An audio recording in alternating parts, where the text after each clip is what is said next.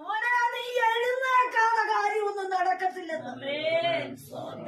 വിളി കേൾക്കുന്നവനാ ദൈവത്തെ പ്രത്യക്ഷപ്പെടുത്തുന്നവനാ ദൈവിക ദർശനമുള്ളവനാ പ്രാർത്ഥിക്കുന്നവനാ.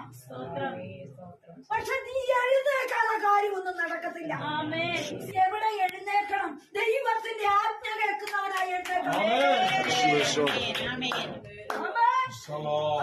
നിനക്കൊരു കാര്യം സാധിക്കണമോ?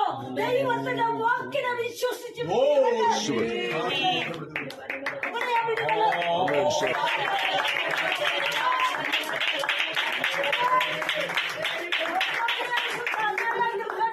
കൂടെ ഭക്തന.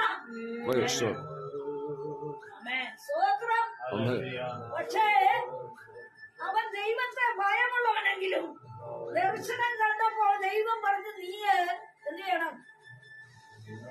വാക്യം പറഞ്ഞു എഴുന്നേറ്റ് നീ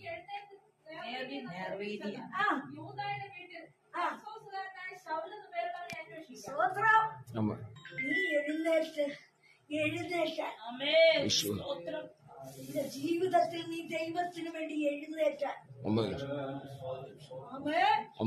നിന്നെ തടസ്സപ്പെടുത്തുന്ന ചില വിഷയങ്ങൾ, നിന്നെ അധോഗതി പ്രാപിച്ച അടിച്ചിടുന്ന ചില വിഷയങ്ങളുടെ